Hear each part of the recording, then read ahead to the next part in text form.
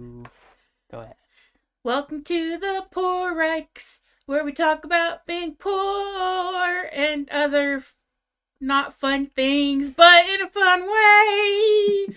Serious, but funny, and yeah, welcome to the Poor Rex. Da da da da da. Poor. Poor. Poor. We're motherfucking poor. Oh, you did your own improv on that one.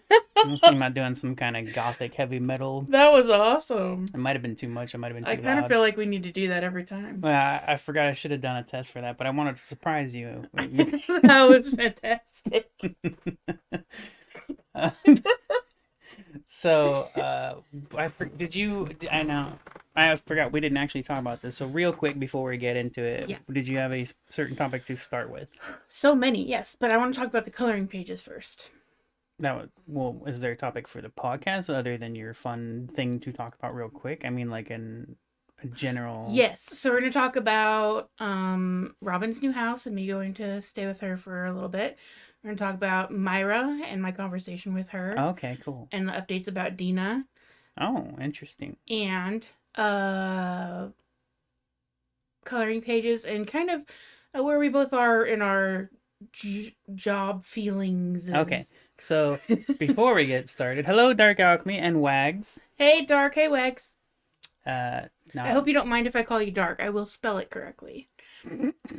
And a new fan. Oh, that's right. Yeah. This person's name is Blue Soda. Hi, Blue Soda. That's if they're listening. And anybody else that might be listening that we're not aware of at the moment because you haven't said anything. Hello. And that's okay. Keep listening and not saying anything. We're not sure if Blue is still listening because he listened to the fun podcast about us talking about how we ended up in foster care. That was not fun. But then we ended up having two very intense discussions after those aren't up yet. I know. Neither one of those are uploaded yet. Yeah, but once they listen to them, because he's going to listen to that before these. That's right. I forgot. Yeah. Oh, I'm so out of time. Yeah, no, I completely forgot about that. So, okay. Yeah, so maybe still listening? Yeah, maybe. We'll see. If we lost any listeners, it would definitely be during one of those conversations. There was a lot of talk of suicide and shit. Was there? Oh, yeah. And it will continue to happen too. Oh, sure. Of that. Yeah, I was gonna tell you to put like a content warning in the description. Call this the suicidal Rex is what we should call it. There's actually a podcast called the Suicide Buddies. Oh my gosh. Where it's Hampton Yount and Dave Ross, and they talk about famous suicides. Okay. Because they both struggle with like suicidal depression. That's kind of interesting. Yeah, they only talk when they feel okay. I don't think I would listen to that. Well, I mean, I don't know. I would.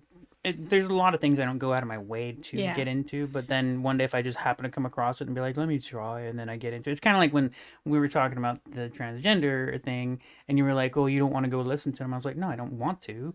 If I happen to come across something and I actually went out of my way the other day. I was looking because I was uploading our new channel, and I was putting our featured channels that we want to put on there. And I was like, all right, let me go check them out. I gave it a look. I skimmed through some stuff. I skipped through parts, and I'm just like, I don't want to watch the whole thing. Those people do over hour long. Well, like us, I guess, right? So my sister's used to watching or listening to hour long stuff, and I am not. I do, especially in last year and early this year. Well, so far this year, I mean, I've been taking a break, but I was actually watching really long videos, and I didn't used to do that before. But they were so interesting. So it really depends. If you like the content, then I like long videos because it's more time in between somebody telling me to subscribe. Well, I just whenever I would see like a half hour long or hour long thing, I'd be like, mostly because I'm a gamer and I don't, I know I'm not gonna spend an hour out of my day and not game. So and there's other things too, but that's like the big one is I'm like, man, but I have taken a lot more free time to get into other stuff and get into longer content, but I'm so by habit, I'm used to not doing long content like that. But I'm longer, getting more into it. I like longer content because I'm usually do it in the background, like while I'm drawing or making jewelry or whatever. And it's nice to have longer content, so I don't have to stop what I'm doing and choose a new video every 10 minutes. I've noticed that recommendations have gotten better on different websites and stuff. Like YouTube has done a fair job, but it used to suck, and that's just how those go. Their algorithms are usually super crap. But so. I don't know if I wanted to. I didn't tell my sister this. I told you about Blue Soda being a new listener, and I didn't tell you what he said though. He had a few things of feedback, and I thought it was cool. Oh, cool. So the first thing he said was, "Hey man, I just listened to the podcast you sent to the server. It's so crazy and amazing. You've got me hooked," with a smiley face. And I was like, "Damn." That was like our 3rd episode you listened to, I think. No, it was the 4th one. Oh wow. Yeah. That was the one that's the newest, recently uploaded one. That's bacon, yeah, foster bacon, care. Yeah. Oh, right, bacon, foster care, one, and face blindness. And it's funny to me because that was like the server he's talking about was the Watch Dogs Legion Discord server. I've been sharing everything I have like in different servers, but I've been active on that server, which is why I wasn't just like randomly posting there. I've been very active in that server since the game came out. It wasn't like the Powerpuff Girls server or whatever. No, the server I'm in. I posted on the off topic. So I was responding to him, and he was responding back, and he said he's going back and listening to the first one now. He said your voices have really hooked me, and you guys managed to find humor in tragedy. I look forward to hearing more. I thought it was funny when he said like it really hooked me. You guys managed to find humor in tragedy. And I'm like, I think I told you that, right? Yeah. And I was just like, I don't know about finding humor in it, just that. Well, we did laugh a lot while we talked about it. Well, no, I don't know if I would call it finding humor in it though, or just laughing at it. Those particular instances just are so absurd and out there. Like, how do you not? Yeah. How do you kind of like you reminded me because I remembered the bean thing, but I did not remember the starvation part of that. Yeah. So when you reminded me of that, I was like, holy crap, that is kind of funny because it's crazy. And then he said, it's kind of uplifting how you guys went through so much and look back and laugh at it. And also it being a shared experience between you two really shows the bond you have. It's just a very bittersweet thing. Yeah, that's pretty cool. That's nice. Yeah. And the reason I wanted to call this out, it's not because it's because he gave me so much feedback, especially as a first time listener, and that's usually how it goes. You know, after somebody already knows you, they don't give you that kind of feedback anymore. They don't tell you every day like, oh man, it was so good, this and this and this and this and this. Yeah, they're just like, I liked it, I was cool, like because there's a difference between fans and friends, and it's friends just don't feel the need to do that. Yeah, they're used. They know you. Yeah. Yeah. So that's why I'm sharing it. It's not to make anybody else feel less special. Just so you know. Okay, so I wanted to share that though, because I thought that was cool. And I wish I had done that a long time ago when I first started stuff like this. It's even then, even when I was reading this stuff and I was like really happy to read it, it's very awkward and weird because I hate myself and like taking compliments. I'm sure almost everybody knows what it's like when the compliments are cool, but you don't know how to take them, Yeah. Well, the nice thing is that like, if I feel uncomfortable, I can be like, well, it's mostly about Jeremy. They were probably responding to you. Anyway. That's the nice thing about having a co-host, unless they're specifically like, Crystal's so much better than you. I used to listen to a podcast that had like 2 comedians on it, and I liked one and I didn't like the other. Yeah. And I won't mention them because that's mean now. In this context, you always have a preference. But no, I started listening to the podcast specifically because I liked Moshe Kasher. Oh, yeah. There you go. Whoops. Slipped. But I came to like the other guy through the podcast, but I just don't listen to him. It wasn't why you listen. Yeah, no, I mean, we all go through that. Different contents. I can't remember off the top of my head, but I know there's stuff like that. I've done that too, where I'm just like, I specifically went for this thing, and then it wasn't that the rest of it was bad. That wasn't why I was there, kind of a thing, Yeah. So whatever. That seems kind of normal. All right. So, next, coloring pages. So, what I want to do with my website, I've had a website since crystalsherry.com, 2000. I want to say. I think that's when I started getting it. Like 2002 was when I had my first web page. But when I had multiple pages, it was probably like around 2003, 2004. And it's changed over the years. It used to be shimmerydays.com. Don't try to figure out how to spell Love that name. And then, because it's not there anymore. You can't find it anyway. But the new one is Crystal Cherie. It's just my first and middle name. .com. And what I was trying to do on it was use it as like a online portfolio, and like, so I could like kind of sell my stuff. And now I'm just kind of like, who knows? It could like be everything. The way that the world works now, it's like people find you, they like you, and then they want to give you money, right? As opposed to they find you, they decide whether they want to give you money or not, and then you know what I mean? Like, no.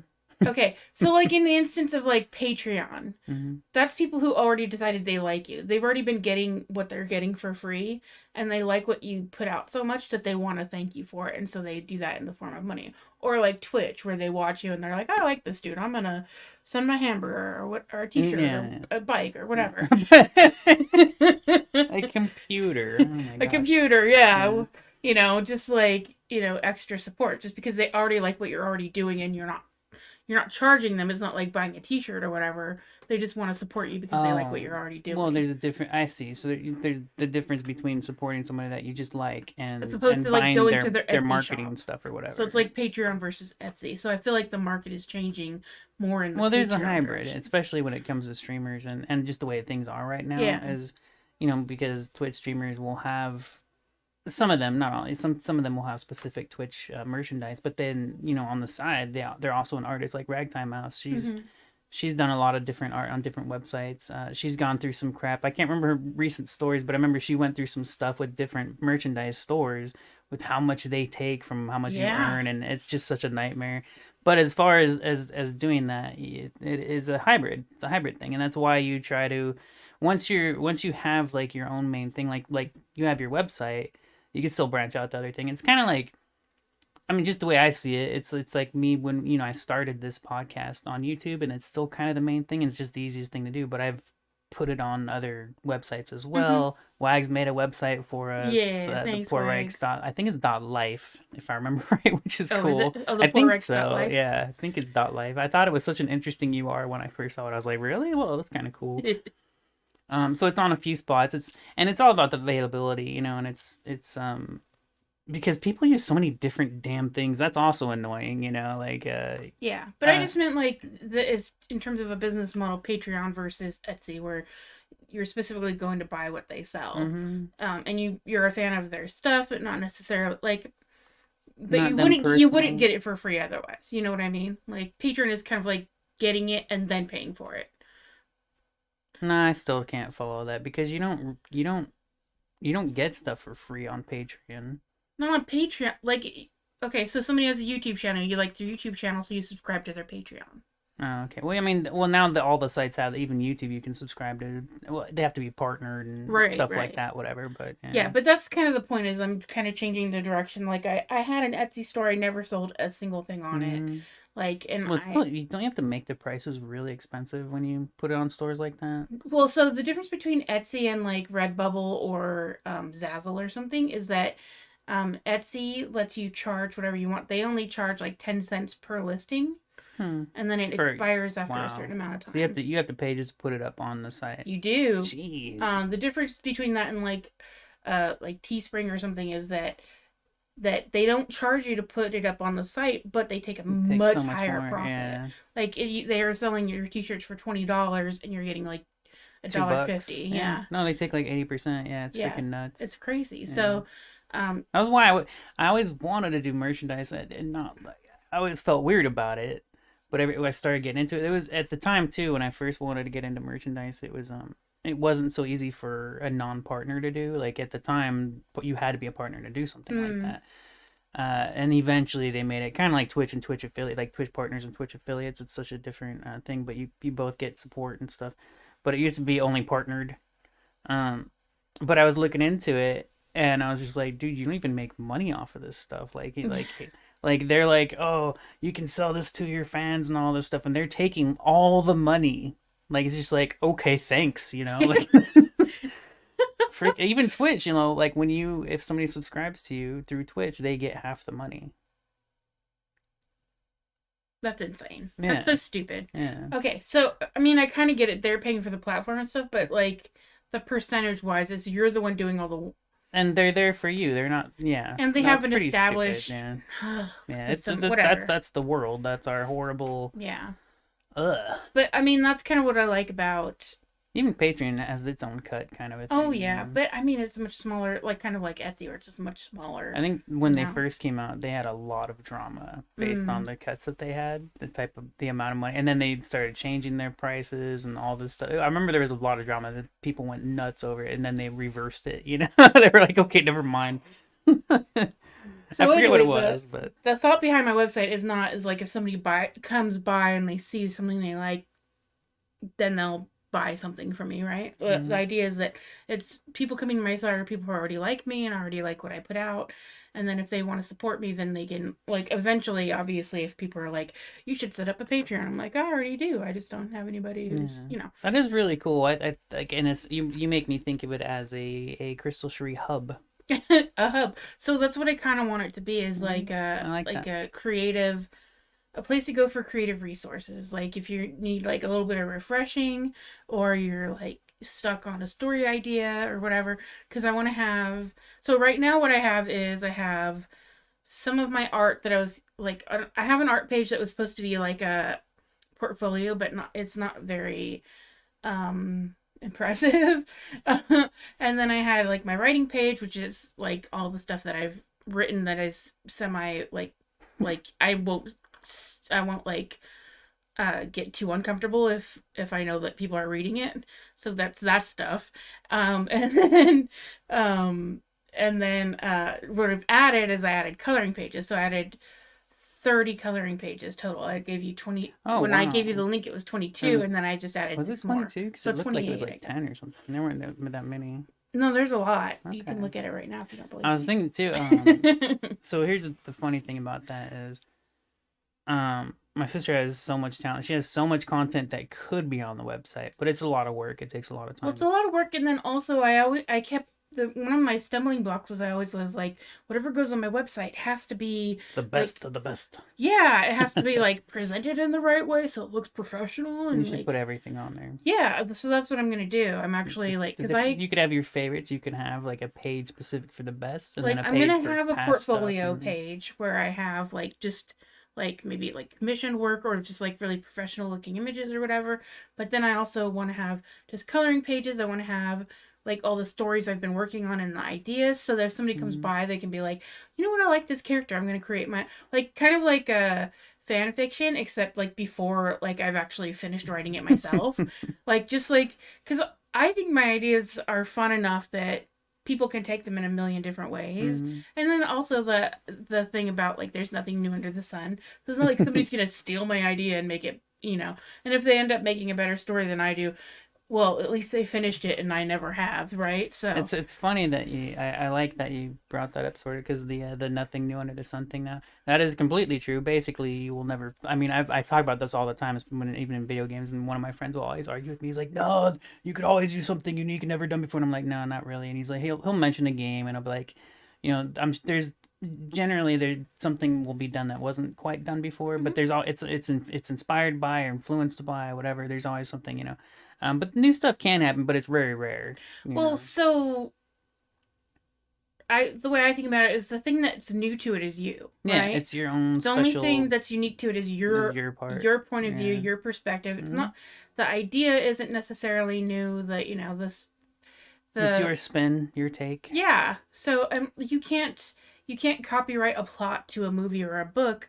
Well, you can, but no, you can't. Like, you literally can't. Well, you should see. There was a recent post about patents. Somebody patented like a game mechanic, and I was like, "This is one of the stupidest things I've ever seen."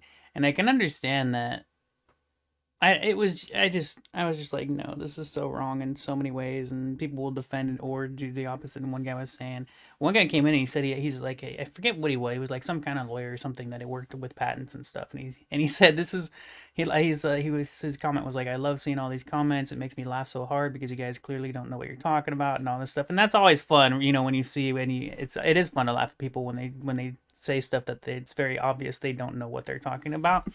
Because it's just funny. I don't think of them as stupid. It's just funny. It's just like, why are you even saying anything when you don't know what you're talking about? But we always have opinions and stuff. Like mine. I don't know. I don't like he even. I'm one of the people he was talking about because I was like, this is really stupid. Yeah. And the reason he laughs at it is because like even if patenting stuff is normal. Like, even if it doesn't matter, even if it doesn't end up doing anything at all, and it doesn't stop other people from doing something similar, a patent is just a patent, it's basically just them putting it on a piece of paper and being like, this is mine, and then other people do something else that's almost exactly the same but slightly different, and they patent that, It's so stupid. So, and that's what makes it even more stupid. He was explaining this kind of thing, and I was like, then why bother? It's so dumb. Money. But another thing I would love to see on your website, though, is my sister was talking about writing, too. You are also a professional editor, right? Professional? No, I did an internship. Oh, yeah. You know what? I am a professional editor. You did? I thought so. You get paid to do something. That means you're a professional. So I have She's really good. I have a comedian friend, who wrote a book, and then he paid me to help him edit it. And you were also educated in it, right? And you have a lot of experience with I did an internship, a 6-month internship at a small publishing company. And I have an AA in English, and I took creative writing 3 times. Mm-hmm. It's her thing. It's her jam, among many, many things. Yeah. There was a little while where she would do some editing for me in my gaming reviews. Yeah, you taught me a lot. I learned a lot. Yeah, she didn't do a whole lot. Like, I helped you with like maybe 3 articles, and then you just started writing so many I couldn't keep up. Well, I think a part of it was, I think either you told me or I recognized it, but like, I think we talked about it and you didn't want to edit every single article I ever did, which makes sense. So I would take you like my most favorite ones, like the ones I'd be like, this one's important to me, Yeah. But I learned a lot because of that too, so it's cool. I think I was in school. You made me far more confident in the way I write. Oh, really? Mm-hmm. That's what a good editor does. Well, I would also say that like you have gotten a lot better at writing because I read your stuff now. Well, because of your help with editing, yeah. Yeah. So I mean so the fun thing about like editing someone's work is like seeing what their strengths are and seeing what their weaknesses are and saying, hey, how about if you play to your strengths? Mm-hmm. Because why try to fix your weaknesses? You're gonna get better at that naturally over time, but your strengths are just more like it's just who you are. So my friend's book, the one that he wrote, he was really great at the storytelling, but he wanted to make it like a hybrid memoir, but he wanted to be more like self-help. And I felt like his self-help stuff was like much weaker than his stories because less natural or something. Just the way that I process things is I'm going to learn more from a story than from an abstract concept. And so I loved his stories. And then I for the second draft, his first draft was like half and half, and then the second draft was like 80% stories and like 20% self-help. So I liked how that came, and he paid me to edit it. So I remember one of the funniest things of my learning experience with my sister editing, and this was early on when I first asked her to help me with my articles, was I'll never forget. There was a few times where my sister, she would edit my work and send it back to me, and then I'd find like almost an entire paragraph in her own words instead of mine. And I'd be like, what the hell are you doing? I wouldn't say this. So, but that was actually a big help of because I could see it from her point of view and the way she would write it, and then I would ended up taking what she said and saying it in my own way, and she helped me do that as well. So at first you would change the way I wrote something because it just wasn't right, and then I'd be like, no, I would never say it like that. It's just it just feels wrong. Maybe you're just trying to get to a point more. Yeah. So that was also a big help. That helped me learn how to word things differently and better, and whatever. Yeah. So, it was all kinds of stuff I learned with you editing, and I'm sure I could still learn a whole lot of stuff. But like when I write something now, I'm usually able to edit my own stuff with far more confidence and know where I messed up. And even sometimes I'm like, you know what, I could probably take that out, but screw it, whatever, kind of a thing. Like I know that it could be taken out, but I'm gonna leave it anyways just because that's me, So. You don't want to take yourself out. Like, that's the kind of the thing is when people over edit. Like, Lindsay Ellis is one of my favorite YouTubers, and she came out with a book. And one of the things she said she learned afterwards, she did an FAQ, and she was like, just don't over edit. Like, she said, there's so much part of the first part of my book that was so stiff and over edited. Yeah. After a certain point, I just didn't even understand what it said Yeah, anymore. yeah. So you take your own personality out when you're trying to make it perfect, but your personality is the thing that makes it good in the first place. Well, I mean, and that depends too. It's kind of like my new website that it's very casual. I wrote in my about section, I was like, this is not going to be a professional site. I'm not going to be writing professionally here. This is my own, everything here should feel more personal, read more personal, be more personal. Because I'm not trying to impress anybody business wise, company wise, ad wise. Like I couldn't care less. Fuck all that. So, and that changes things too. Like I remember that was also something that I struggled with when I was doing the more professional journalism stuff for different sites is you can be personal, but there are certain things that you just don't fit for whatever reason. They don't fit with the site. They don't fit what they want. Like that kind of thing. It's just really just got to be professional kind of stuff. And I see it too. There are people I know that are cool people, but when I see it in their writing, I'm like, they have so much to say, and then even with them, I can tell that they took stuff out. I'm like, what happened? And sometimes it's because it's too long or whatever, but most of the time it's that professionalism. Yeah. I'm just like, screw professionalism, man. Well, and then like trying to do anything creative or just express yourself at all with the thought in mind that, this needs to read a certain way to people who come across it, like. Because I have a blog on my website that is not something I would want a prospective employer to read or a past employer, really, because I talk a lot of shit. But but I also talk a lot about like depression, and then like I literally have a post on it there that says that I'm gonna die by suicide someday. Like it's not today, but who knows when, Could be tomorrow, could be next week, could be a year from now, could be 10 years from now. So far it's been almost 40 years, so I'm on a good streak, but this is the kind of stuff I don't want people to be reading. And like Aunt Myra went to my website, she was reading because we were talking about poetry, and I was like, yeah, here's how you write poetry, or like whatever. I was giving her some tips, and then she's like, you write poetry? I was like, yeah, I have it on my website. So I sent her to my website, and then I was like, oh shit, my blog's on there. I hope she doesn't go back like 4 posts. Because like I was in a very dark place when I wrote some of that stuff. I don't mind people know. I don't even care if it's an employer that knows like that. The only thing with that is that they might not hire you, which is the sucky part about it. But I don't care if they know who I am. Like, I'd rather them know who I am. Like, I think so too. Like, I think we always try to put our best foot forward, and that's good.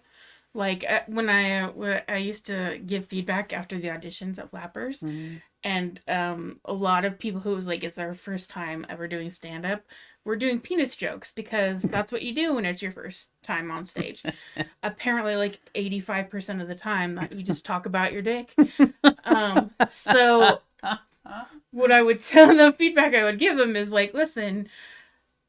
First of all, you have the same thing that 50% of the population does. It's not that special. You want to talk about something that's unique to you. Yeah. But also, like, you wouldn't walk up to somebody on the street and be like, hi, my dick is. You'd say your name, where you're from, like what your job is. Like, that's not how you introduce yourself. So if you're going to an audition where these people have never seen you before, maybe you start with less intimate things. It could be more in the middle of your session, like a story that has a part of it in there, but not just be like my dick joke. You know, just open with it. Yeah, I mean, that's not a rule. Like, it makes sense. For an audition, it's a really good guideline, but it doesn't mean you can't have a really good dick joke. Especially if you have an actual good one in comparison to the billions of other But a lot of the dick jokes that I They're all the heard, same, because yeah. there were so many, It's kind it of like was always, racist. I have a dick. It's always like, that was racist. it. That was the whole joke. Set up Like, punchline. I yeah. have a penis. Yeah, yeah. You know, and like, my favorite dick joke is, They're all the same. my favorite dick joke is, oh god, I'm trying. Josh DiDonato. So he has a joke where he says, a lot of comedians look it up here, they'll be like, I have a big penis, or I have a small penis, and I can't make a joke like that because I still haven't lost my baby penis. That is so stupid. I don't know why that's your face. Oh my god. That's the same to me, man. Oh my gosh. That's such a bad... Jeez. I can't talk about my dick because my dick hadn't changed. Like, I don't... Because you lose your baby teeth, and he's like, okay, and he's fine. But that was made me laugh. No. But also it was a joke that I always thought of every time I heard somebody else like talk about their dick. It was just like, oh, Josh, why aren't you here? And sometimes he was, and it was great. That's funny. Yeah. So, but yeah, it's. Why were we talking about that? I don't remember. I can't remember how we got into dick jokes. So a way to introduce yourself. If your yeah. website is your way to introduce yourself to a prospective boss or something, you don't want to start with, hey, I'm suicidal most of the time. That's not how you introduce yourself. Yeah. You start with your name and where you're from and how many of your family members are still alive. Yeah. So my about now I kind of want to go into an interview and be like, I just want to kill myself. So if you give me a job, I'll work until I die. Just to see what the reaction would be like as straight face as I possibly could, Mom, I don't even think I could pull that off straight face though, and it would be so hard because I'd be laughing while they're just horrified, and the whole point would be me to see how they react without myself laughing first, Mom used to have to do evaluations anytime she got a new shrink, and then once a year I think they'd have to be like, all right, what's your 5-year plan? And mom's answer was always like, what's your short-term plans and what are your long-term plans? And she'd say, my short-term plan is to die and my long-term plan is to die. Our mom was the best. Jeez. I genuinely appreciate her candor. It's really scary to hear as a 9-year-old, but when you're a little bit older and you understand that it doesn't get better, they lied to you. Then it's funny. So I am curious because I think we've talked about this a lot. But before we get into the next part, if you're ready for the next part, I do want to mention. I've told you this before, but just to mention it for our listeners is. I've asked my sister for many years to put all of her content on her website online. Yeah, somewhere. I'm finally going to do it. Because, again, I'm not trying to get my website to be a thing that makes me money. It's more about, it sounds weird, but, having a legacy. If I have a legacy of, my time here, if I have anything left over when I'm gone, then I want it to be, my creativity and my generosity. So it's just here, I have this great idea. I love it. I love the characters. I love the story, but I may never finish it. You take it. Do what you want with it. I would also love to see your fashion designs, your bracelets, your crafty stuff. I'm gonna do all that. I'm planning on adding all that stuff to the site, and then I'm also gonna add my old sketches from when I first started drawing, and they are horrific. Some of them are actually I look back and I'm like, that was really good for just not knowing how to draw, and then some of them just wow, I can barely look at that. So and then a lot of them are just unfinished, or I just didn't know how to draw, so I understand what I was trying to do, but it just wasn't good. So the reason I want this is because, I mean, of many reasons, but number one is I am always telling my friends how incredibly deeply talented you are, and they're like, prove it, and then you're no, they don't. Website, no, and they're there's nothing on there. They never say prove it. No, I just talk about you, because when stuff like that comes up, art and writing or fashion or whatever, even when I'm playing a game where I see really cool fashion in a game, because that's not normal. A lot of games just look the same. They have, it's not like they're trying to be special design wise, fashion what they're wearing, but there are games out there that are whoa. Look at the creativity in this stuff they're wearing. Horizon Zero Dawn is one of them. And I forget there was another recent game I played too. It was the same thing.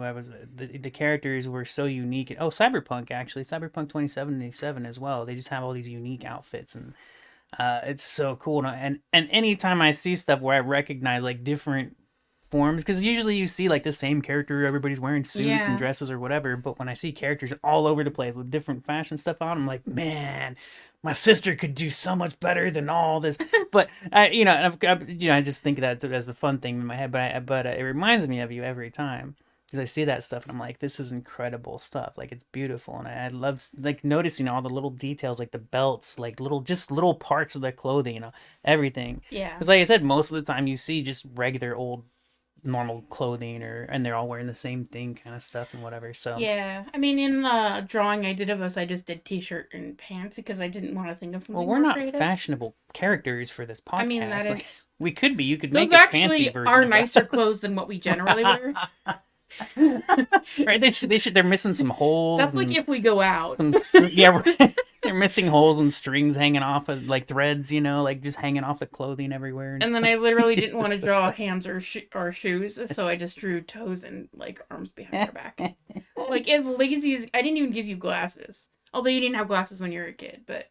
Yeah, I forget when I first got them. I think I was like 13 or 14. Yeah, and I probably never wore my hair in pigtails, so like maybe. I remember. Times. Yeah, I'm not. I hate pigtails, man. Do you? Yeah, I really hate pigtails and generally ponytails. Like I like ponytails where the hair kind of is still puffy, but I hate ponytails where the hair is just straight.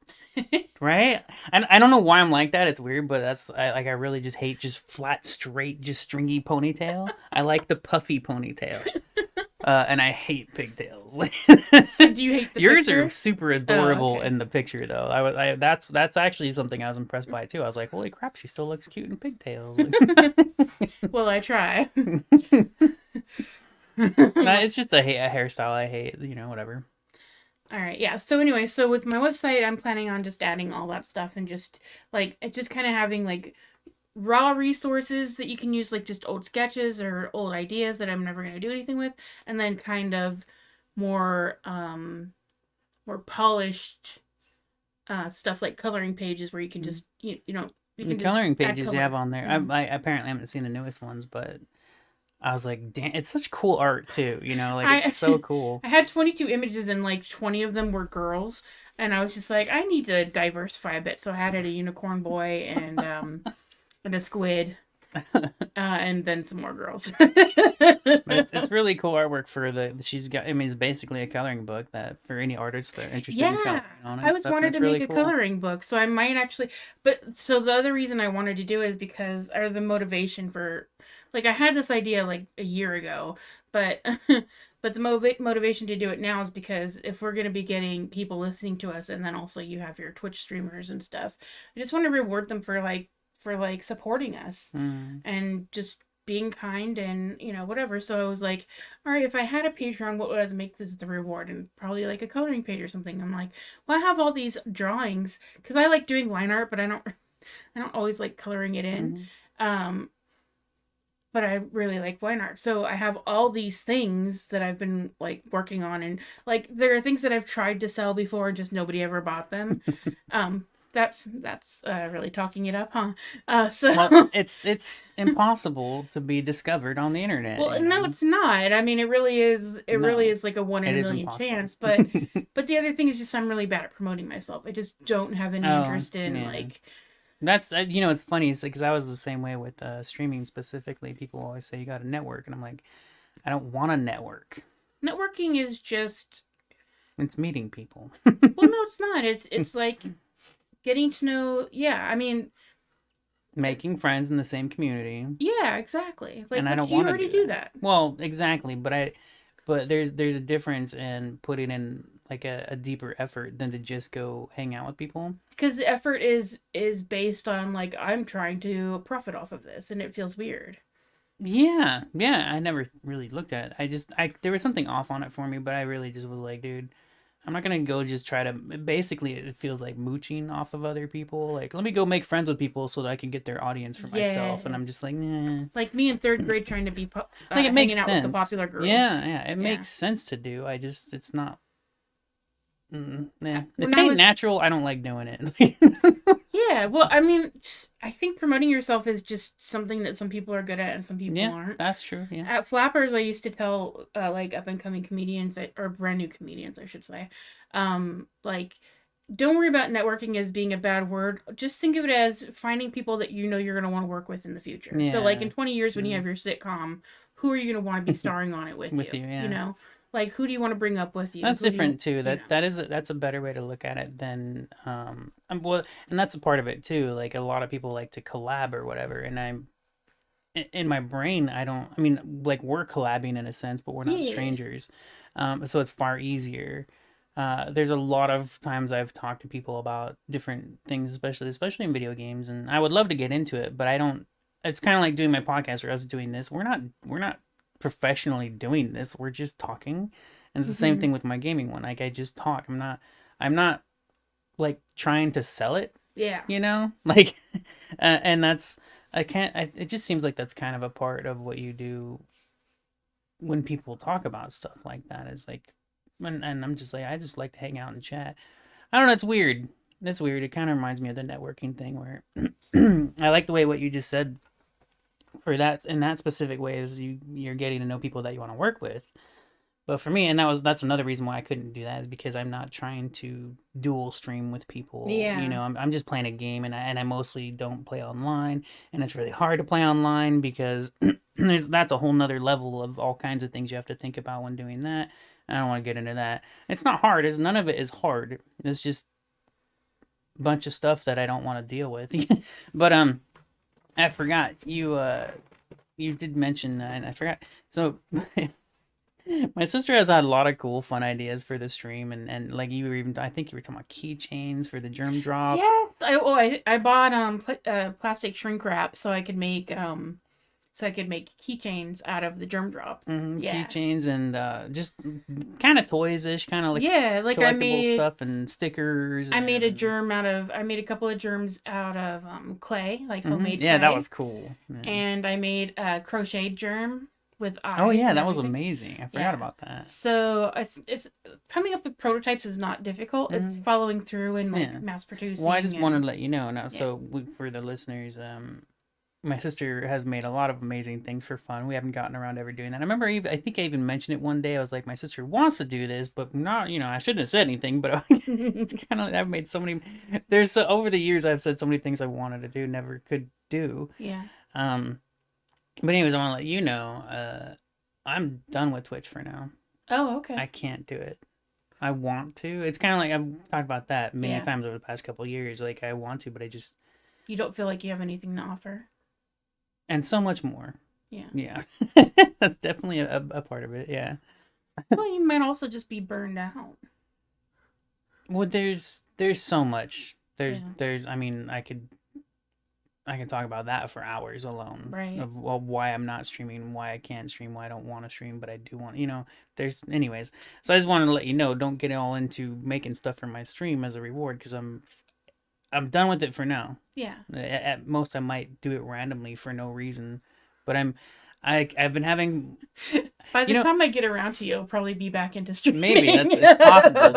If we're still alive in 10 to 20 years, and I get back to it when I'm 60. Like I think I crocheted that germ like when I was still working at Flapper, so like 3 years ago. Well, right. Crap. You interrupted me, and now I forget what I was going to say. Sorry. No, it's fine. It's okay. It's funny, though. Oh, I was, now I remember.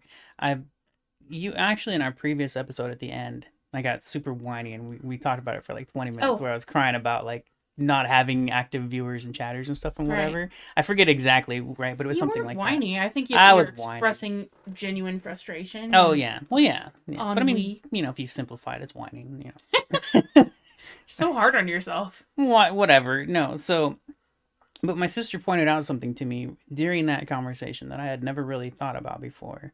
Because I am deeply, truly passionate about video games. Like, it's kind of like when you want to say something's more perfect than perfect, but there is no word better than perfect. It's just perfect is the word, and you're like, I don't even know how else to say it because it's perfect, right? It's just more, better, perfect. So it's for me, that's what it's like for video games. Like I can't even I don't know how else to describe it better than I am just like super insanely deeply passionate about video games. So And we were always has been. Yeah, always. Since I was 5, my first video game ever. It never first time I ever picked up a joystick on Atari and played a game. It never stopped after that. So my sister pointed that out to me, and it was interesting because I had never thought of it before. And the reason that I thought of, because my aunt, you said something, we were discussing it, and you said something like, "You're not passionate about streaming," and I was offended. I was so hurt by that because I put so much effort and work into it for years. Yeah. And I also had fun doing it. Yeah. I had so much fun. I did, man, I still will never forget all the different overlays I made. It was so much fun to do. Yeah. And it was a lot of work and it was really cool. But I was offended at that. I was like, motherfucker, like I put so much time and effort and all this stuff, and but I think it was the second after you said it, and I didn't, it registered right then, but I didn't, and then later I was like, oh, because even then I was like, oh, but we didn't really get further into it, and especially because I didn't want to, but I think mostly I was just hurt, so I didn't know how to move on past that moment of the hurt or whatever. But I know you didn't say it to hurt me. No, I know. Well, because then immediately you were like, I mean, part of the conversation was like, I said you're not passionate about streaming, but we figured out you're passionate about games. Well, we knew that, but because I never thought of it that way. if you were passionate about streaming, then you wouldn't only want to do it in order to build a whatever, right? Like it would be worth it just to figure stuff out.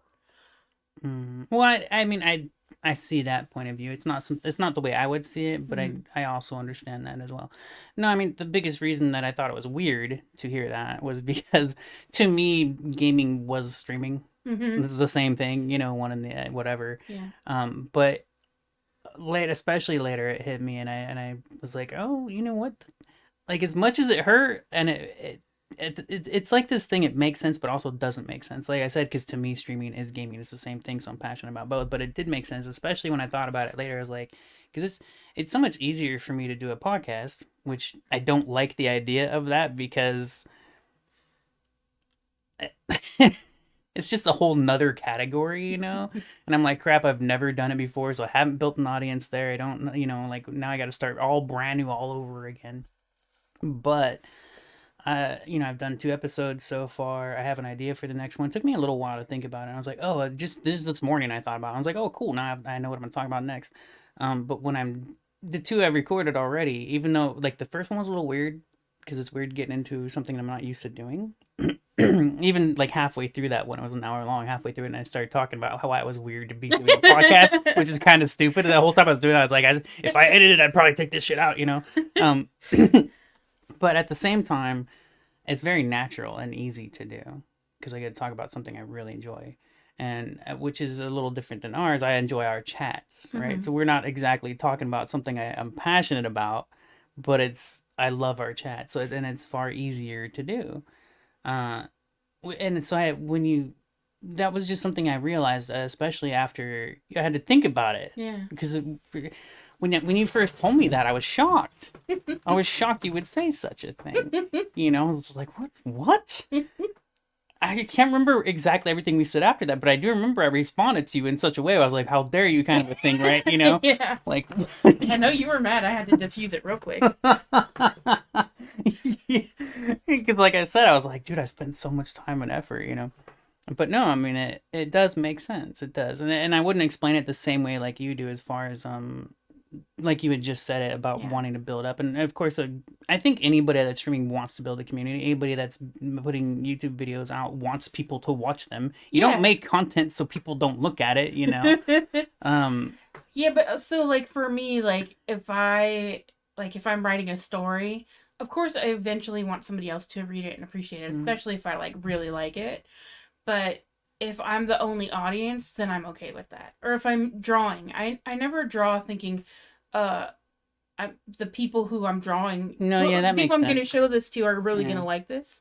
It's more like, what do I want to draw? What do I want to see right now? I fully understand that, especially because I was an artist in school, and I didn't draw pictures for other people. I did them for myself. Yeah, but it was still cool when people liked it. I love it. Yeah, for sure. Like when you said that the soda person, you said we have a fan, and I was like, huh? And you're like, yeah, some random person from some random thing that I posted the link in said they liked it. And I was like, oh, well, it's a bonus, because the bonus is because I already enjoy doing the podcast with you. And so for me, that's the reward. Mm-hmm. The reward is built in. The bonus is when somebody else listens to it and goes, "Oh, I really like you guys." Yeah. So I think I mean, it's the same for me, and I think we even spoke about it in our first episode. Probably the reason we do this and why, like, I mean, so far this episode, I don't even know how many people might be interested in it. And what we've talked about so far, I like it because I get to chat with you and we're chatting and it's cool. But that's the reason we do this. It's literally the reason we do it, just so we can hang out and chat.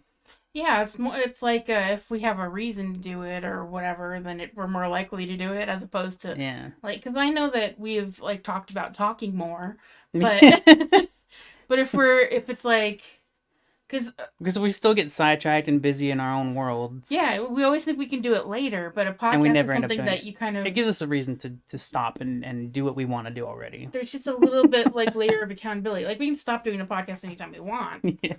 But the idea that we want to like maybe put one out a week, like even though we're a couple episodes ahead, like it's still good to know that like I don't know, it's just more motivation to like turn it. Yeah, more motivation, yeah. But it has been a few days since we chatted, and that's probably why I think a part of that, I don't know. I was assuming a part of that was our last chat session was really intense. Yeah. We did 2 episode recordings. I think it was 2 hours each. I think we did a full 4 hour, pretty much 4 hours.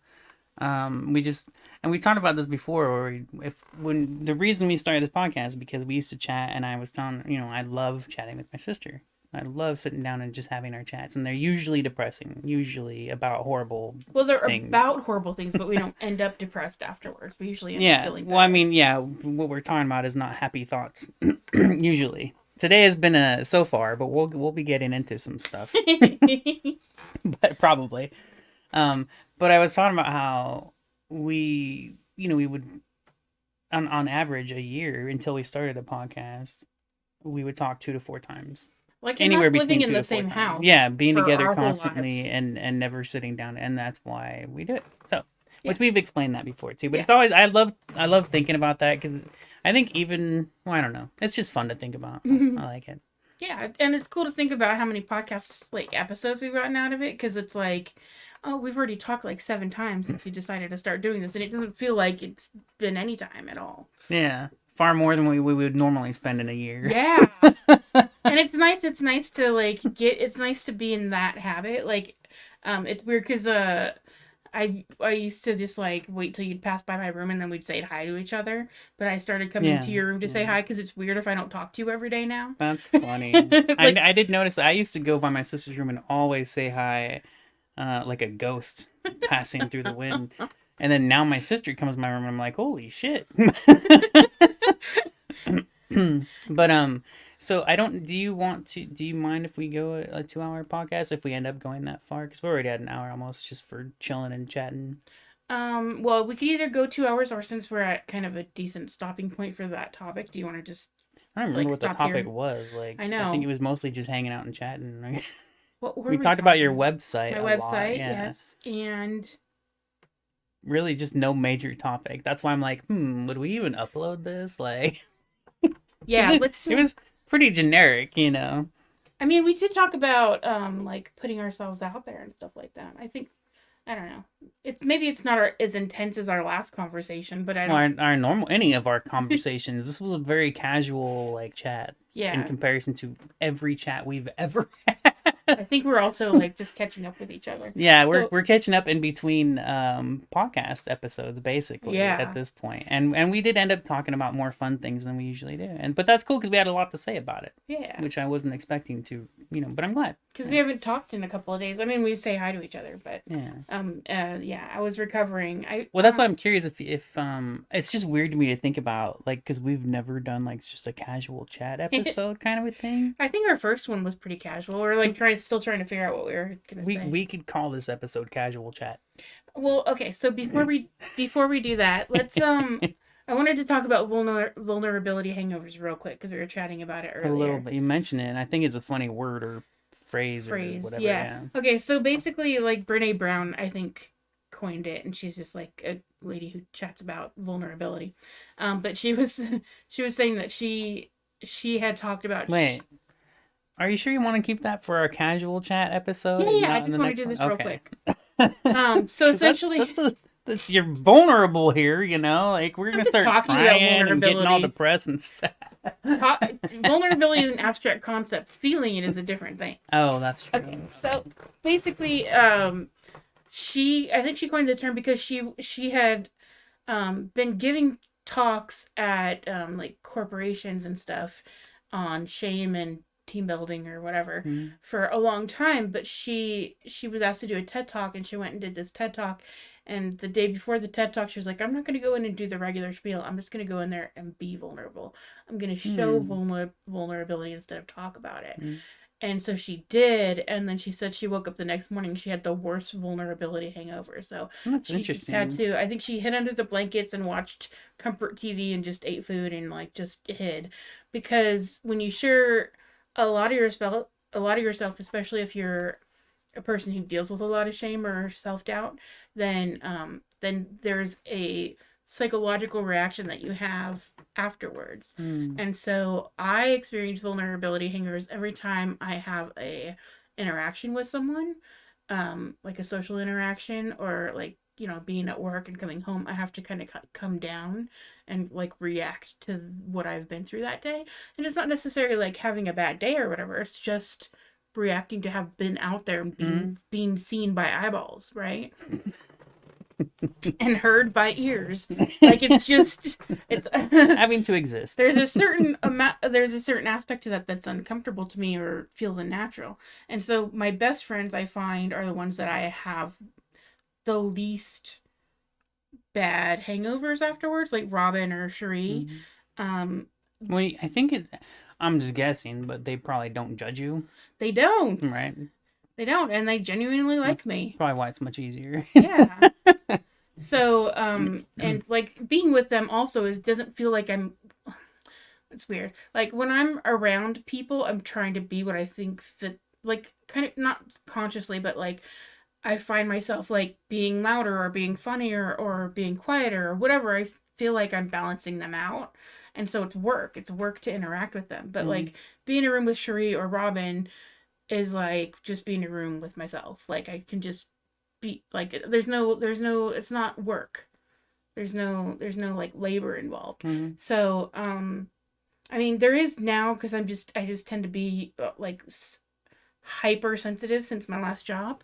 So even like hanging out with them is still, it still taxes me, but it's still like easier than other people. So, and then even, okay, so generally after we do our podcasts, I feel really good, and then I have like a vulnerability hangover. But I mean, because I like comfort myself with the idea that nobody's ever going to listen to this, or like, I mean, 3 people, right? And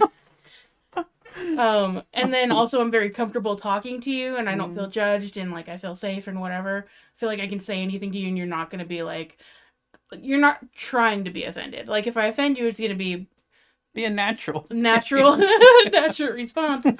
But also like you're not easily offended, and like you're not trying to be offended. And so you're just easier to talk to. And so the vulnerability hangovers are not severe, but after our last, because we talked for 4 hours about really intense things, and then so the vulnerability hangover was strong, but you had it too, and you didn't even realize it. Because after we did, the next day, I think after we had that conversation, the 4-hour conversation, you were like, I don't even know if I want to upload these. And I was no, that was because, the transgender topic, and my whole like 20 minutes of whining about my. See, that's a vulnerability hangover. That's like, you're not realizing it, but that's exactly what it is. Well, no, that was because I didn't want to. I'm not trying to guilt trip people. Right, but you're also like, you're not used to expressing more maybe negative or unpolished thoughts, right? So you're being more vulnerable. That's weird. Like, and you don't want to be seen as a whiner, so you're. Well, that's different. It's like I said, the big thing of that is not wanting to offend someone with those thoughts. Yeah. because I'm always vulnerable. I don't hide my vulnerability. I'm not scared to tell people how I feel. I know, but generally speaking, I think that we have a tendency to kind of reiterate things that we've already like told ourselves or said before or whatever. When you're talking about something new and it's not coming out as like the way you want it. Yeah, the way you want it, or you're just not sure how it's going to be perceived, then that's when you start getting self-conscious about That's it. interesting. Yeah, that makes sense. Yeah. So in the moment you kind of feel fine doing it, but then later you're just like, oh, this might be perceived in a certain way, and I don't want the negative things that come out of that. Well, no, like, I mean, don't want the negative perceptions that people specific might have. topic is already negative. Yeah. Well, I mean, so I think we had a really good conversation. I actually it went better than the last time we talked about trans topics. Well, not just that too, but I mean that when, like I said, after that conversation, when I started, I was like, I'm gonna focus more on my gaming podcast because it's I guess, like I said, especially now, mostly just now where I'm at in my life and in my mind, it's far easier to do that than to go stream. Ways like streaming is it's a whole nother world, man. There's a lot of baggage attached to it right now. I think maybe let some of that settle down a little bit. I mean, it's also frustrating too because there are politics to being popular and staying popular that you can see are unfair and aren't going to benefit you because you're not exploiting those things. I will never do that. Yeah. So it kind of is harder I to be. refuse to do that. It is harder to have what's the word? Not ethics. It's integrity. It's harder to have integrity because it means that you miss out on kind of quicker successes or easier successes. What it looks like easier success, but really isn't. Because those people aren't genuinely happy. Like, they tend to be more stressed out because they're like, well, if I relax and I stop doing all these things that got me here, then I'm fucked. Yeah. So anyway, yeah, I remember having a conversation with Dave before I left Flappers where I was just like, I was talking about like wanting to pay the comedians like I always did. Yeah. And he said, well, you have integrity, or it was just because I was like, this is exploitative, and he's just like, well, you have integrity. I was like, shouldn't you have integrity too? he does, but he was just saying it in an appreciative way. It's like, of course it bothers you because you have integrity, and I'm just like, I walked away from that like appreciating that he recognized that, but also feeling like integrity isn't just something that you say you have at a job interview. Like, it doesn't mean anything if you don't back it up. Yeah. So either I have to be able to be in an atmosphere where I'm allowed to exercise my integrity, or I don't actually have it, right? I have idealism instead of integrity. Yeah. So that's one of the reasons I had to leave. So, But anyway, yeah, so I wanted to talk about that. But, but the trans thing, I think I did want to talk about that in our next episode, this episode that we're doing, because it was a really sensitive topic, and you did express afterwards that you were just expressing your own kind of confusion around the topic and how it doesn't make sense to you because you just haven't experienced that level of like. I haven't come to an understanding that I can agree with. Right. So far. But no, so you want to do that this episode? Yeah, okay. And then we can finish and go on to other stuff. So I just want to say, but the point is that even with your confusion, even though you don't I don't hate transgender people. I'm not biased against them. I don't think they shouldn't have human rights. Yeah. They're people to me. Yeah. They're people to me. It's specifically the sex change I don't agree with. It's the mindset or the importance placed on gender that you don't understand. Yeah. And so the conversation was basically just around like, why is it so important to some people and it's not important at all to other people. So yeah, I think that in a world where it wasn't so important for trans people to have rights, I would probably be a gender abolitionist, meaning like, why do we have to make these terms up to separate ourselves even more than we already are, right? It doesn't mean anything. It's a social construct. Let's just remove the construct. But because there are people who identify so closely to a gender, And because they have a tendency to get murdered, I am not a gender abolitionist. I just have to kind of stick It around doesn't and make go. sense. See that even the thought of gender abolition is nonsense to me. Because it just already doesn't exist to you. No, it does exist. It's a label on a person that has a penis or a person that has a vagina. Naturally. Okay. That's why I said I haven't seen an argument that makes sense to me. I'm sure I can come across one, but I'm not the thing about that is, and I recognize this too, but I'm just not interested enough to get into it. I mean, like I could, because I'm a more personal person. I'd rather talk it out with someone that is like, I'd be totally willing to talk to an actual transgender person. And it doesn't mean I'd agree with them, whatever. And it doesn't mean they'd want to talk to you about, Exactly. like, have Yeah. the same Yeah. conversation they've had 1,000 Yeah. times. No, there's that too. But I'm not interested enough to go research it. Like, I just the idea by itself, like, to me, I don't need to go look up some explanation that I already know isn't going to convince me that it's correct. And I'm that's what my thought is in my head. That's so I don't want to go research it. Like, I don't care. And all the stuff I've seen a lot. I've heard a lot. And the little bits that I've read, because I have read stuff. I've checked out articles here and there that were discussing it for different reasons. There were Yeah. reasons that I was going to this article, and I come across it, and I'd be like, well, I don't know. I mean, like I said, it's specifically to people going out of their way to get surgeries to change their body, when that to me is just nonsense. So yeah. And I just have to think again, like, is it the surgery that you like have an Yes. issue with? So then, like, you just don't understand surgery, or you just No, like. I don't know why you don't understand the way I'm saying. Okay, so do you feel the same way about like gender reassignment surgery as you do about like breast implants or like liposuction or whatever? Do you have the No, same those kind are of different like? things. Oh, okay, so that kind of thing's okay, but like just gender It's not reassignment even about surgery it is being okay. Like, I don't care that people are doing Uh that. huh. And this, I don't know, because we're gonna go another hour if we talk about this. But like, liposuction is just because somebody doesn't like being fat, Uh huh. right? Which is, in a sense, that's also a mental thing. Mm-hmm. And then the breast implants, just somebody wanting bigger boobs. Mm-hmm.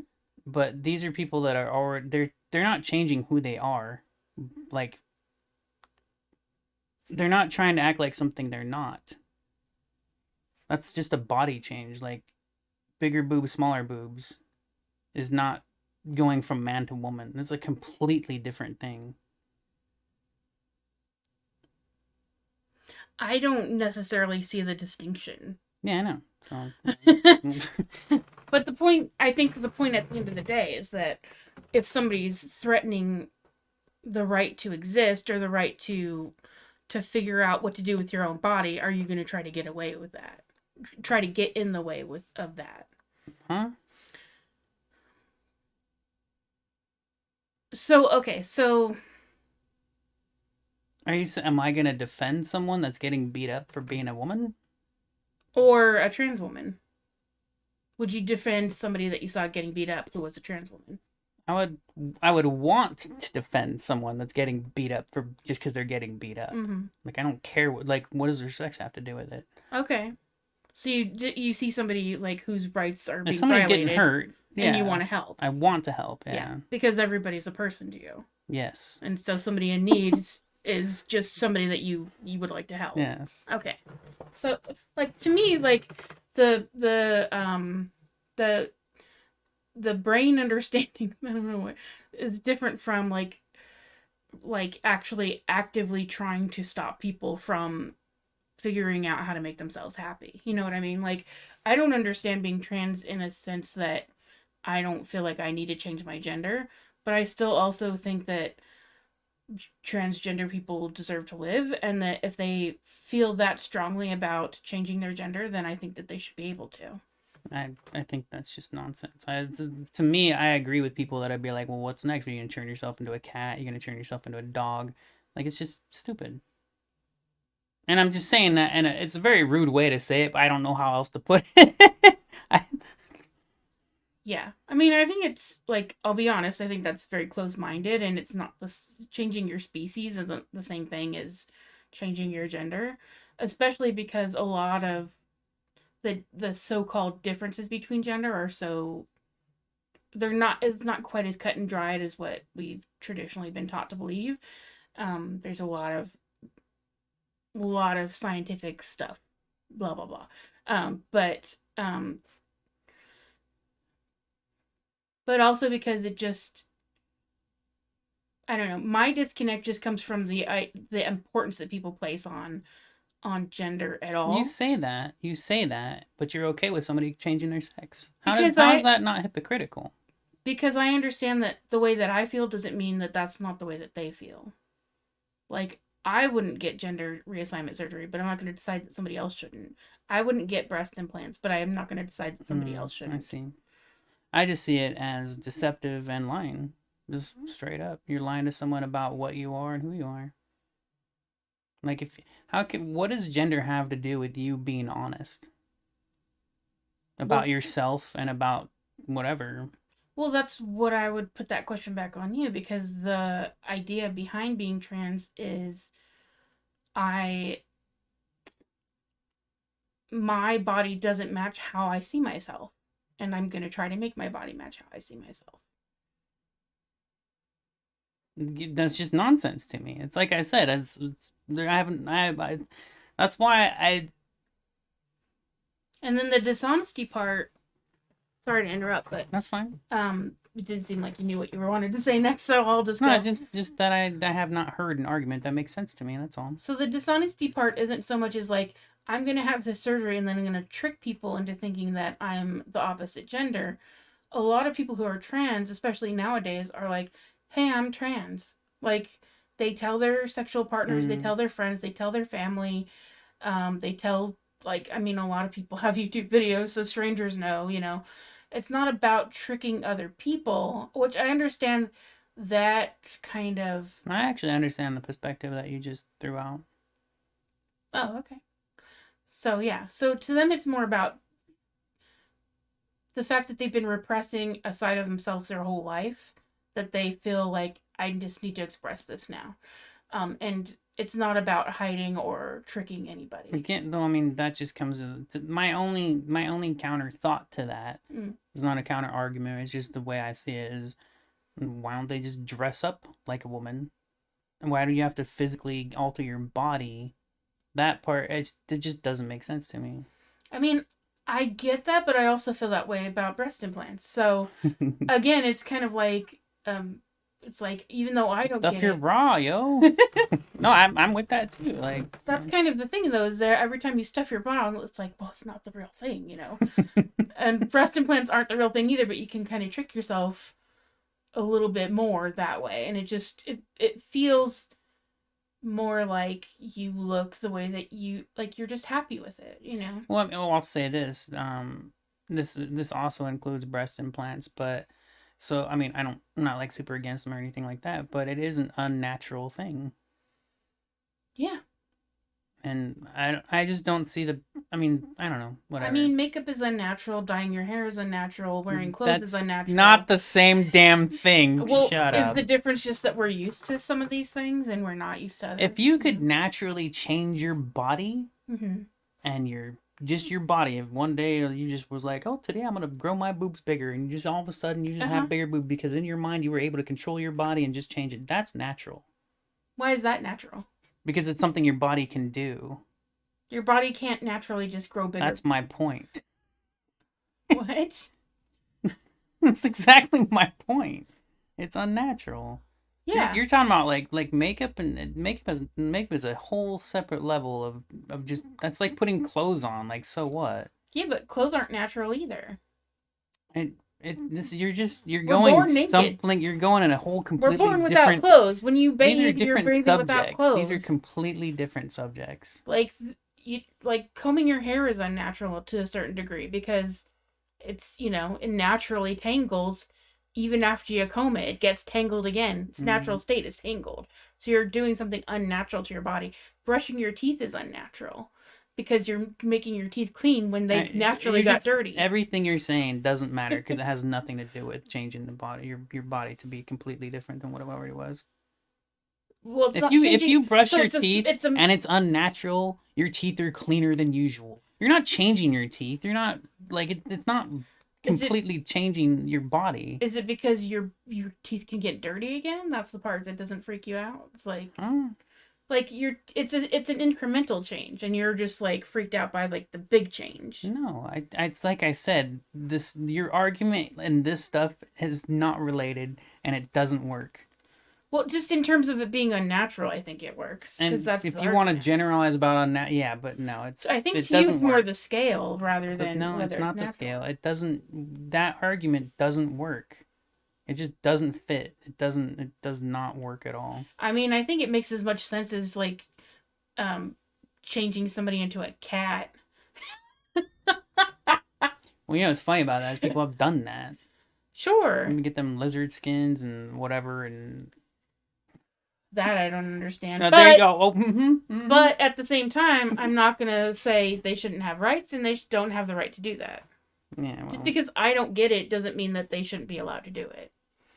Again, like I said, to me, it makes far more sense to wear a damn costume to fit something you want to portray than to actually go and literally get surgery done to change your body. Yeah. And to me it went so I feel the same way, but the difference is that I think I take it a step further and I think if putting on a different costume would be enough for me to feel like, oh, I get to be this person for whatever, then how much more intense must that feeling be if just putting on a costume isn't enough? Like, you're like, I want to be Superman today, right? No, I would say that every day. Okay, so what if there was a surgery that could literally turn you into Superman? Would you do it? Yes. So now you understand trans people.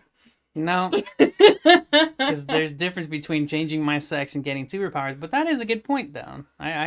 That's the decent point. I don't think it's quite the same, but that's the only counter argument I've ever heard that makes sense to me.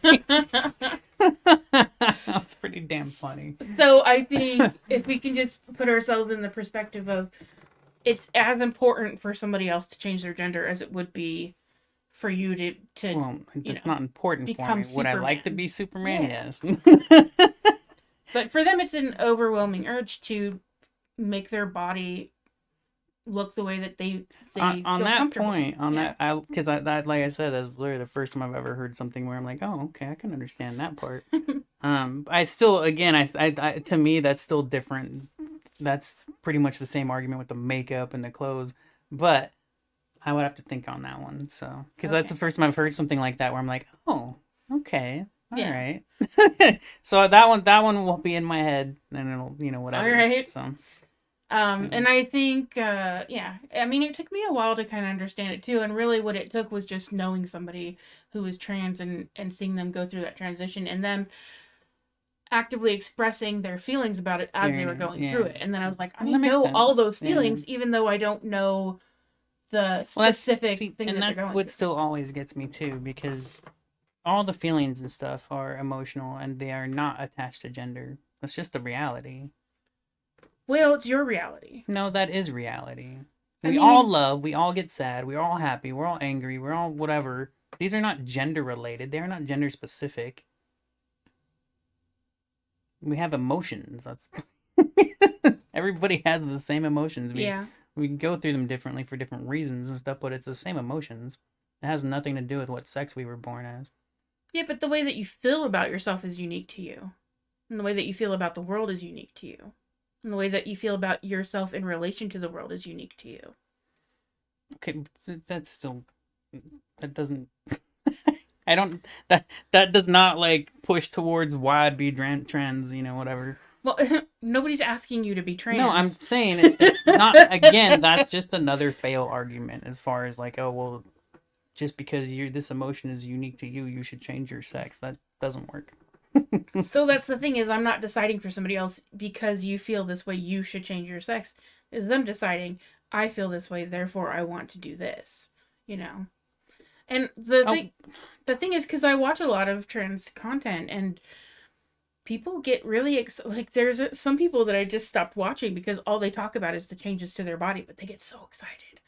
And it's kind of like the same reason I don't watch people who like go to the gym every day talk about their bodies. Like, I just don't care. You don't care about the body stuff. Yeah, like, I just don't get. I wouldn't watch somebody go in the gym. Other people do though. I don't get the focus. I don't get that like intense. I am uncomfortable. What was it? I'm just curious because you said, I guess there was a few or whatever, but once they started only focusing on the body, you kind of lost interest. What were they doing before that? Oh, talking about kind of controversial topics in the trans area, like J.K. Rowling or just other people who were kind of doing. And then after that, they just couldn't stop talking about the body. It makes sense too, because it's more like they took a break. Like, I saw their video because they were talking about something I was interested in. And I was like, I like this person. I like the way they think. I like the way they express themselves. They seem cute. I'm going to subscribe. And then all their other videos went back to talking about...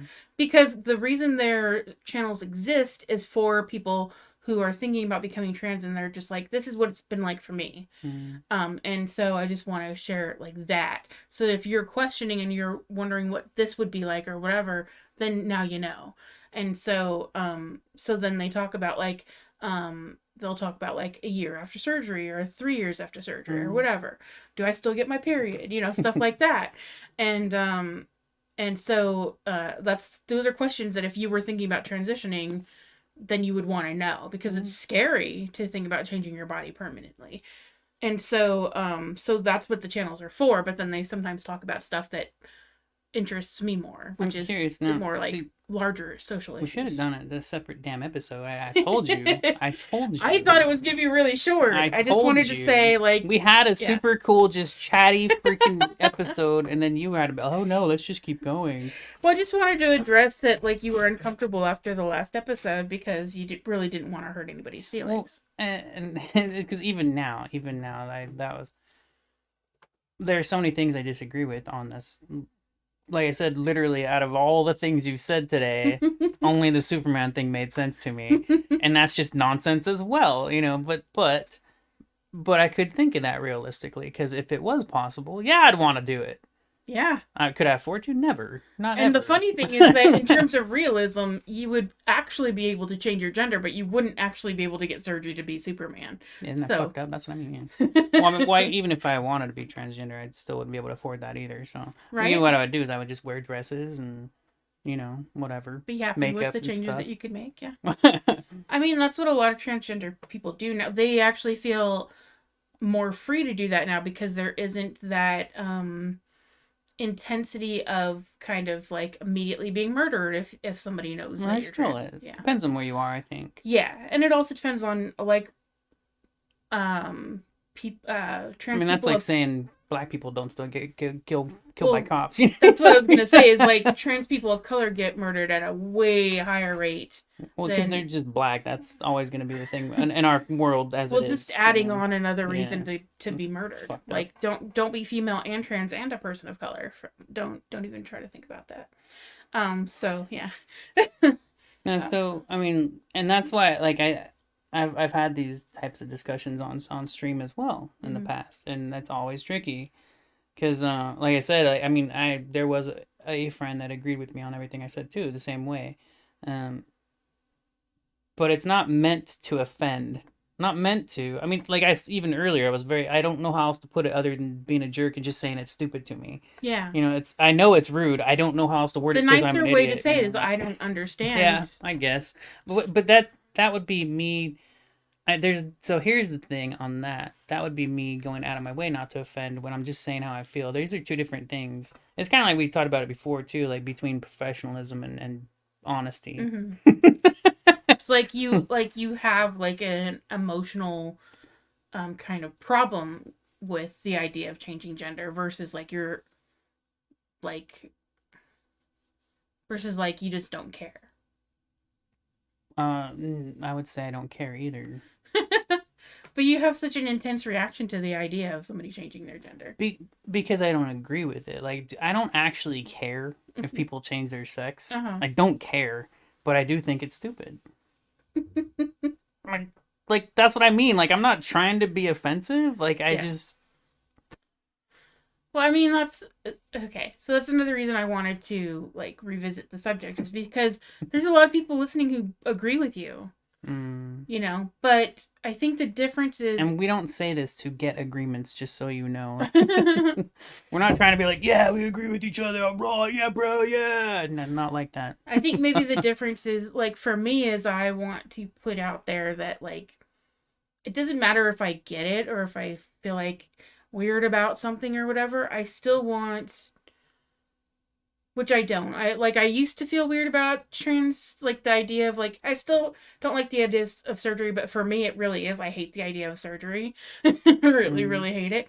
And so I can't imagine wanting to change my body so much that I would get surgery to do that. I don't want people touching me. I don't want people touching me in my intimate areas, especially. And, like, I don't want to be naked in front of anyone. Like, all that stuff is just like, ugh, I don't want to be unconscious while people are touching my body. Like, there's so many things. So for me, the reason that I kind of come over to the trans side is because I think if I so intensely hate the idea of doing that, how much more intensely would the need to do that to have to be in order to outweigh my, like, antipathy towards towards surgery. Like, I'd have to hate being female more than I hate being surgery. Which is again, you would have to hate being female. Is a ridiculous thought to me. I hate being female so much. I gotta be a man. Like, oh, there have been times. That's ridiculous. There have been times that, like, if I could snap my fingers, I would change my gender. But I'm as minor joke, but as a curiosity, is it the time of the month thing? Oh yes. Oh my god, yeah. The actual period plus PMS plus post MS plus, like, oh my god, just sexism, dealing with sexism, like, pink standing up, that used to be a big one. I remember when I was a kid, I was just like, why do I have to sit down? I laugh every time I see a show or a movie where the girl stands up peeing. It's so, because she's like, I'm not dealing with this shit, and just pisses standing up. It cracks me up every time. So messy and gross, and so, like, but I just remember being, like, so offended by that, by my own body when I was younger. I was like, why do I have to? But anyway, that was never, like, the big issue. Sometimes it's just like, being female sucks. Like, having a female body sucks sometimes. But also, like, I like having boobs, and I like, I don't know. I guess that's the only natural thing to being female that I like. Yeah. But, like, I would not ever. Okay, so, like, even, like, I don't like, I'm not actively uncomfortable being female. I am actively uncomfortable being fat. But I don't hate being fat more than I hate the idea of somebody surgerying me to make me skinny. Well, I think when it comes to like sexism, that's a societal thing, you know, and just as a thing on that specific thing is, that's more on society not to be stupid assholes than it is for the person to change their sex because of the sexism, you know? Yeah, I know, but it doesn't stop you from, like, just wishing for a second, like, oh my god, I wish I didn't have to deal with this, you know? Yeah. But, I mean, like, 99% of the time I'm fine being female. And then, like, 56% of the time I'm okay with being fat. The only time I really have an issue with it, like I said, is if other people are bringing it to my attention, or they seem to have a problem with it. Then it's like, I wish that I wasn't this so that I wouldn't be talking to you about this. Like, I wish it wasn't important to you because it's genuinely not important to me. Well, you know, the interesting thing about that is, no matter what, like, the very first thing you ever see of anybody is what they look like. So you're gonna notice it. You know, I mean, it's kind of, we actually have this conversation a little before where I would say the same thing, where we talked about this, because I would say I don't see race, and you had to explain it to me in the way I was saying it and the way I meant it or whatever, because when you say that, it sounds really horrible and dumb or ignorant or whatever. It's actually become a thing in society. When you say that, it means you're trying to ignore. Yeah, it's kind of like to me the way it comes off. I've recently seen this, especially last year, was because I remember we talked about this before, non-podcast. This was probably a year or two or whatever. We talked about it, and I was like, I was like, I understand when people say that, because it's not that I don't see the color of their skin. It's just that I don't recognize it as who they are. Right. Like I ignore it. It has nothing to do with the person. It's not a barrier to respect. Yeah. So, but especially something happened. I don't remember what I saw earlier this year. Things have slowed down for me on social media, mostly because I was banned from Twitter for talking about food. Right. So because of that, I'm actually completely out of a lot of stuff, and it's been nice, but at the same time, I'm like, dude, I want to be aware because shit's just so wrong right now.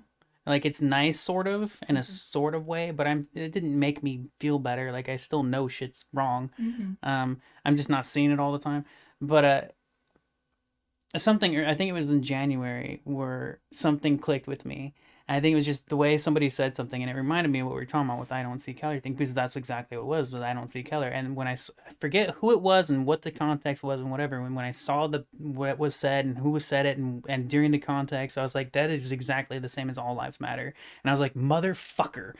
Because it used to mean something to me. Like, I used to feel safe and confident being able to be like, I don't see color, even though I knew everybody was like, that's fucking stupid, you're an idiot. And I was like, whatever, because I knew what I meant, like, you know. But after I saw it, I was like, son of a bitch, I can't even say that anymore. I can't even think that anymore. And it's fine. I don't mind that. But I was so mad because I was like, damn it. Like, damn it. Well, I think I don't see color kind of translates to I don't see racism. Yes, exactly. Yeah. It's like kind of like all lives matter means black lives don't matter. Yeah, exactly. Yeah, it's just like it's like you're bringing up a problem and I'm saying so fucking what? Yeah. You know, like that's why it's a problem to say that. It's not because to you. Man, I remember when we first talked about it, you pointed that out. I can't remember exactly how you responded to me, but you made sense for me, and I was like, oh, okay. So I've never normally said that. Like, I don't normally just go to people and be like, I don't see color. But I'm so not racist.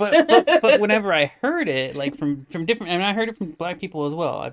I've seen black people say that. It's probably super rare, and they're probably politicians in most cases, you know, trying to be fucking dumb and politically correct or whatever, you know, they're trying, like, they pander and. Well, it's not only that. It's like, if you've been told your whole life that this is an obstacle for you, and you're like, fuck no, it isn't. Like, you know, like, that can be your reaction too. Is like, it's not an obstacle for me, even though it technically is, but like, you're not accepting that as an obstacle. Like, you're still going to work past it, and your focus is on that as opposed to like the fact that it is. You just ignore the fact of it.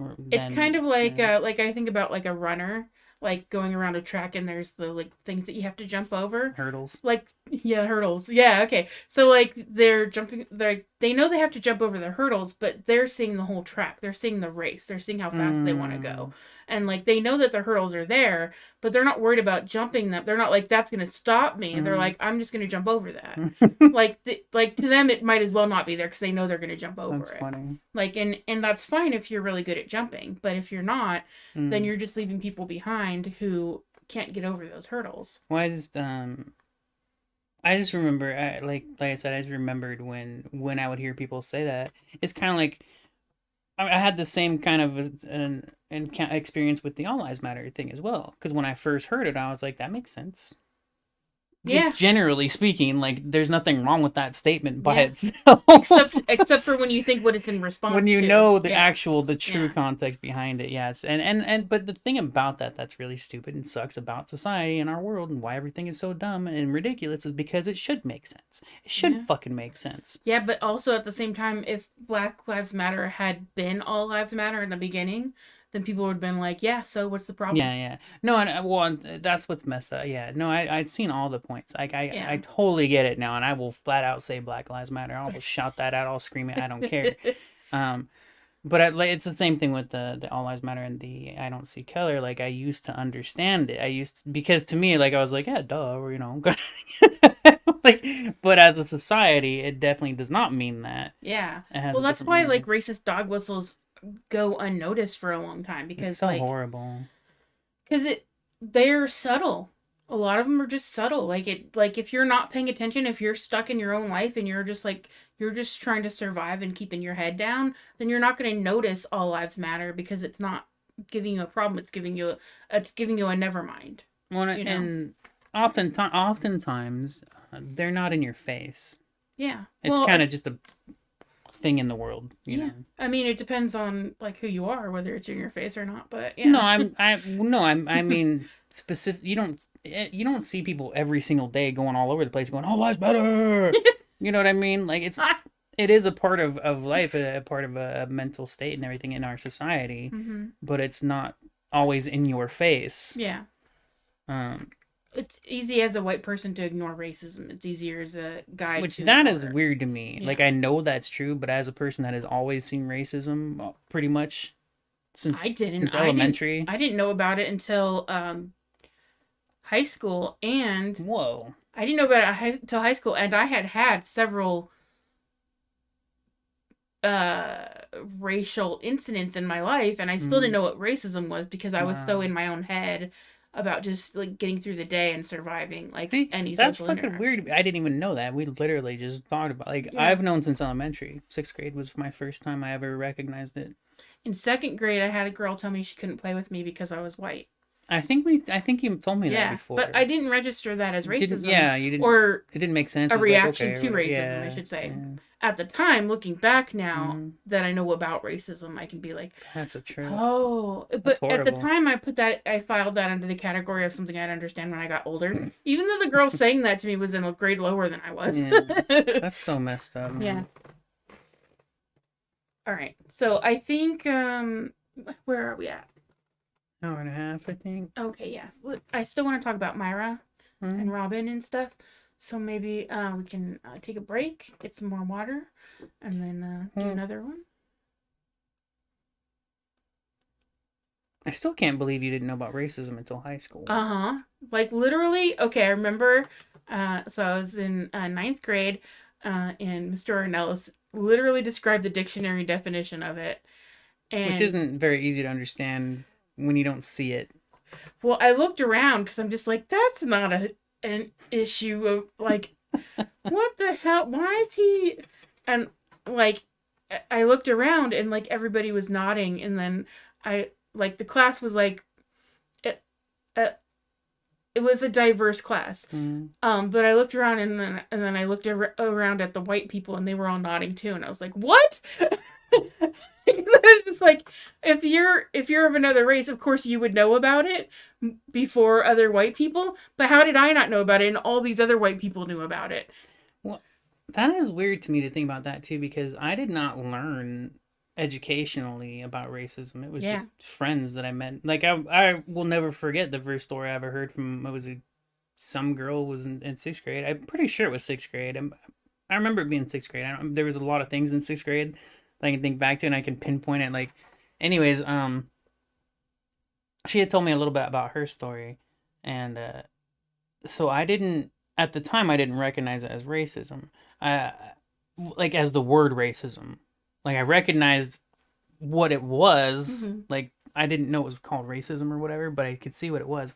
And I also, at the time, I thought it was very, like, super screwed up, insane, and I thought it only happened to her family. Like, her family came to America because of a whole lot of stuff, and that's not a story I can get into. I take time to think about it and whatever, because I don't remember all the details. I'll just never forget that was my first introduction to, like, she was the reason I stopped pledging the allegiance to the flag. Really? Yeah. Wow. Yeah. 6th grade. I would know after that I was done. I never pledged allegiance to the flag after that. Sometimes if a teacher was looking at me, or they were, noticing I wasn't doing, they'd be looking at me. I would just fake it. I would mouth it or whatever, I was done with that crap,